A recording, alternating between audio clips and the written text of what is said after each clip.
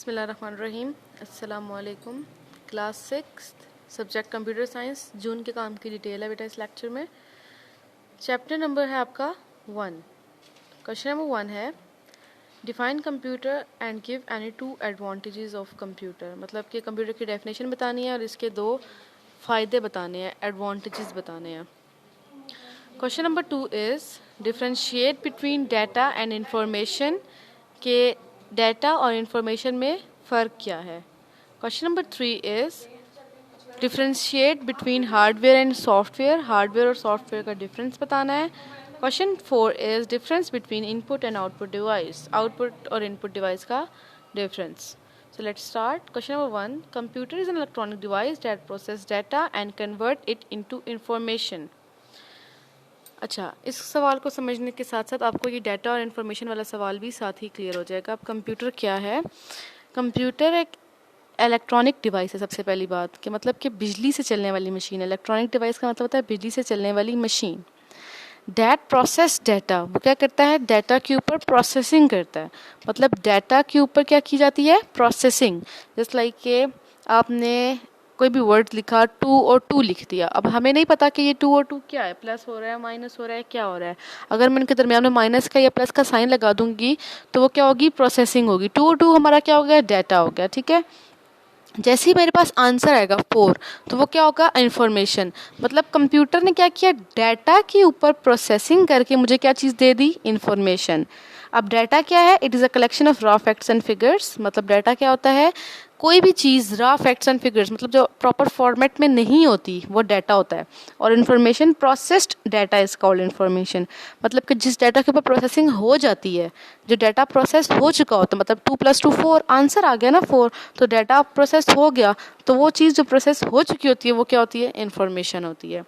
अब देखिए इसके एडवांटेजेस क्या हैं। इसके 2 एडवांटेजेस इन्होंने हमने बताए हैं। एक है रिलायबिलिटी और एक है स्टोरेज। मतलब कि कंप्यूटर की 2 एडवांटेजेस रिलायबिलिटी और स्टोरेज। इसके आगे जो डिटेल लिखी है ये आप लोगों ने एक दफ़ा खुद से रीड आउट कर लेनी है।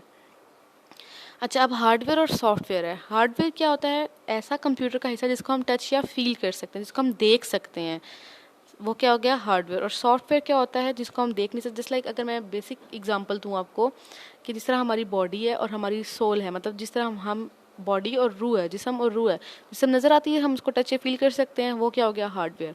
और जो रूह है हमारी वो क्या हो गया? सॉफ्टवेयर। तो अब सॉफ्टवेयर क्या है? Organize collection of computer data and instruction. अगर हम डाटा और इंस्ट्रक्शन को ऑर्गेनाइज फॉर्म में रख लेते हैं, ऑर्गेनाइज कलेक्शन उसकी कर लेते हैं, मतलब सही तरीके से पता हो कि किस डाटा ने क्या काम करना है। लाइक एक कैलकुलेटर मैंने बनाया तो प्लस के लिए कुछ कोडिंग की, माइनस के लिए कुछ कोडिंग की, तो पता हो कि ये प्लस की है, ये माइनस की है, तो वो क्या हो गया? ऑर्गेनाइज डाटा हो गया। ठीक हो गया। इसके बाद है difference between input and output device. तो इनपुट डिवाइस क्या होती है?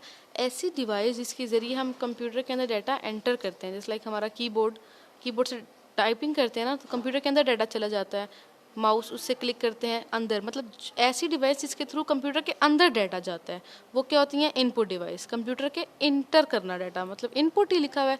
ऐसी डिवाइस जिसके ज़रिए हम कंप्यूटर के अंदर डाटा एंटर करते हैं, वो क्या होगी? हमारी इनपुट डिवाइस। इसके बाद हमारी आउटपुट डिवाइस क्या होती है? वो डिवाइस जिसके ज़रिए कंप्यूटर हमें कुछ रिटर्न करता है। जैसे लाइक अगर हम प्रिंटर की मिसाल लें तो ये जो पेज आपके सामने पड़ा है, ये प्रिंटर से प्रिंट होकर बाहर आया है, तो कंप्यूटर ने हमें ये रिटर्न किया है। तो वो डिवाइसेस जो हमें कुछ रिटर्न करती हैं वो क्या होती हैं? Output device. इसके ज़रिए हमें कुछ रिसीव होता है। 4 इनपुट डिवाइसेस के नाम ये आप लोगों ने खुद से लिखने हैं। Question number 6 is difference between RAM and ROM. RAM और रोम में फ़र्क बताना है। रैम से बनता है रैंडम एक्सेस मेमोरी, रोम से बनता है रीड ओनली मेमोरी। मतलब रैंडम का मतलब है टेम्परेरी, मतलब इसके अंदर डाटा थोड़ी देर के लिए सेव होता है, हमेशा के लिए इसके अंदर डाटा सेव नहीं रहता।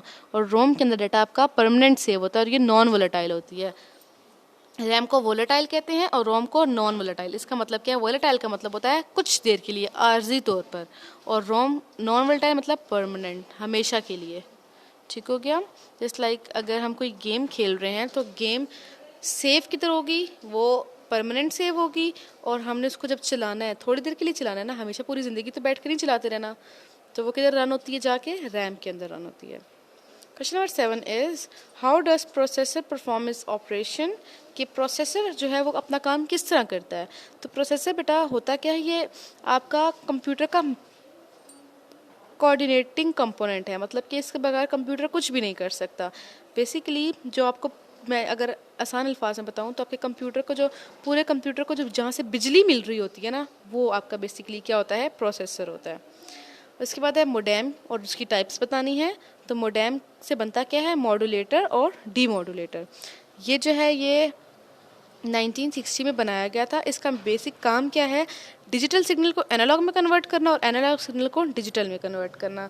मतलब कि जो हम कंप्यूटर को अब डिजिटल और एनालॉग सिग्नल्स की मिसाल ऐसे अगर आप देख लें कि डिजिटल जो होती है वो डिजिट्स की फॉर्म में होती है, मतलब 0 और 1, और एनालॉग जो होती है वो वेव्स की फॉर्म में होती है। सिग्नल्स होते हैं वो हमें वो नंबर्स की फॉर्म में नहीं होती। मतलब जो एनालॉग सिग्नल्स आ रहे होते हैं उनको डिजिटल में कन्वर्ट कर देता है, और जो डिजिटल आ रहे होते हैं उनको एनालॉग में कन्वर्ट कर देता है मोडेम। अच्छा, इसकी 3 टाइप्स कौन सी हैं, इंटरनल, एक्सटर्नल और वायरलेस। इंटरनल, एक्सटर्नल मतलब इंटरनल जो कंप्यूटर के अंदर यूज़ होती है, एक्सटर्नल जो कंप्यूटर से बाहर, और वायरलेस मतलब तार के बगैर। आजकल तो हर चीज़ वायरलेस ही इस्तेमाल होती है, तार के बगैर ही इस्तेमाल होती है। तो यहाँ तक आपका काम है, आप लोगों ने ये काम कंप्यूटर साइंस की नीट नोटबुक पर लिखना भी है और याद भी करना है। थैंक यू सो मच, अल्लाह हाफिज़, टेक केयर।